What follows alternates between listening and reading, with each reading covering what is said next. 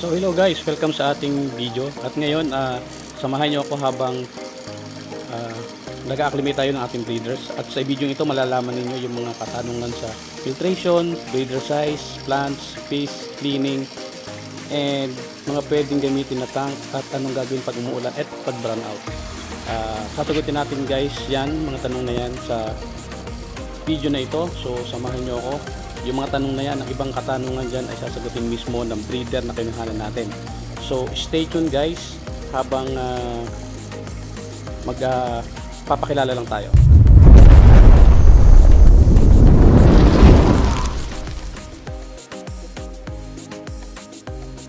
So yan guys, salamat sa inyong paghintay. So nakapag-acclimate na tayo guys ng at least more than 30 minutes. Ayan, more than 30 minutes ko yan guys in-acclimate. Yan, itong isang ito medyo ano to medyo hindi camera shy, lagi siyang nandyan. So mukhang nagustuhan nila yung kanilang bagong bahay guys. Yan, female. So makikita nyo na parang nag-i-enjoy siya. At least guys, ang isa pa nito is malapit lang ang pinagkuhanan natin dito, 5 minutes lang, so hindi sila masyadong stress. So yun ang maganda kung malapit lang ang pagkukuhanan niyo ng breeders ninyo. So guys, kung nandito kayo sa Mindoro, pwede nyong kontakin yung ating pinagkuhanan. So Mindoro area guys, para mas malapit, hindi masyadong ma-stress ang inyong breeder. So mamaya sasagutin natin yung mga katanungan na yun, about filtration, breeder size, kung maganda pang may plants, maganda bang may isda, yung paglilinis, gaano ba kadalas, paano kapag nag-brown out, anong gagawin natin, at yung mga tanks na pwede natin gamitin guys. Makikita nyo dito sa pinagkuhanan kong breeder. So stay tuned lang guys para kung wala pa kayong idea, makita nyo kung paano kayo makatipid. And ito guys, ang aking purpose dito is makapag food consumption.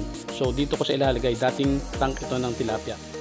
Nagtilapia ako dati guys, pero hindi ko na itinuloy kasi medyo masyadong magastos, hindi mabilis lumaki, and hindi naman ganun kamahal ibenta ang tilapia, di ba guys? Kasi pang food consumption, mura lang naman ang tilapia, and medyo magastos pag ganito. So ito guys yung kinuhanan natin ng ating mga breeders. Andito lang yan sa Mindoro guys. So yung mga katanungan, i-direct natin tatanong sa kanya, and pakinggan nyo guys para kung may makuha kayong idea. So ito yung kanyang breeding farm guys. Pinapakilala ko sa inyo guys si Sherman. 2 inches lang, from 1 inch to 2 inch ang grow out pan niya. Pinakamaganda yung malumot, mas mabilis ang lumaki. Isang buwan, 2 to 3 ang molting niya. Dalawang na 3 beses na nang bumolt. Mabilis. So anong Compare dun sa regular lamang na walang lumot, matagal siyang lumaki. Malaking bagay sa akin lumot, sir. So ang ginagawa mo pagka yung umuulan, kasi naka-expose yung mga tangke mo sa sa ulan. Hindi ba wala pa namamatay? Pag ganito sir umuulan, kasi siyempre acidic 'yon. Nagpapa-overflow lang tayo. Katapos umulan sir, see to it na overflow lang yung tubig para ma-wash out o mababawasan yung acidity, yung acid ng tubig. Malaking bagay sir 'yon, kasi siyempre nakakadagdag stress sa kanila 'yon yung pagbabago ng temperatura ng tubig.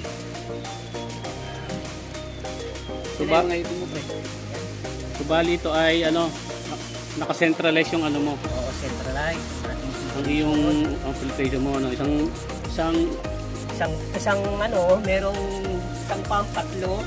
Meron namang isang pump, may 7, 4. Ito maliit lang na pump, maliit lamang ang pump nito dahil grow out pan sa 2 inches lang. Ayaw nila masyadong malakas ang current. May stress sila pag masyadong malakas ang current.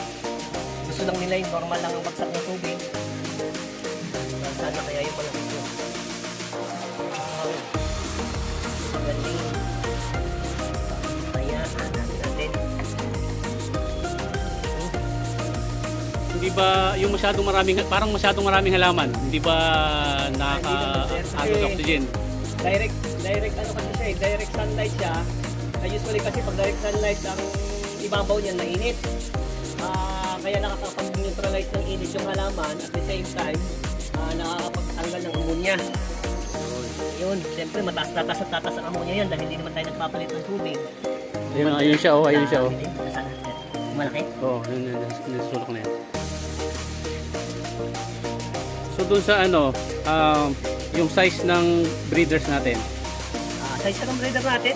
mas marirecommend mo yung lahat malalaki, ang babae at ang lalaki? The best po. Mas magandang maliit ang babae kaysa sa lalaki. Pag malaki kasi ang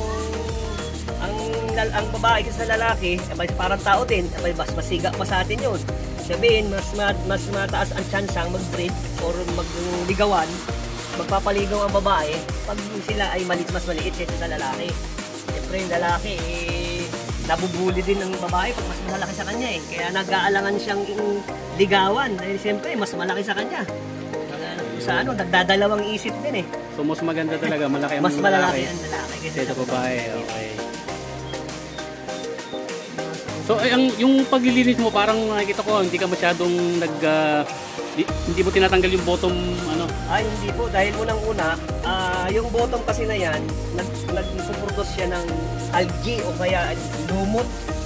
Kasi yung dumi kasi naman ng isda nakakain naman yung napuproduce ng ammonia yan, nakukuha naman ng halaman. Kaya hindi na no need kasi na lagi siya mininisan dahil iniiwasan natin laging ma-stress yung alaga natin eh. The more na kasi nag-i-stress sila, the more na mas prone sila sa sakit. At siyempre, mas maaari silang mamatay. Saan yung malaki ko? So yung parang lahat ng tangke mo may kasamang isda? Sir, yung isda kasi, una, pangontra sa kiti-kiti. Pangalawa, kasi yung isda naman kasi may mga social group na isda eh. May isda na hindi masyadong territorial, talagang tulad ng gapi, Mickey Mouse. Kasi yung ibang ayaw lang, pangit lang ilagay sa ibang territorial. Asa pa isa?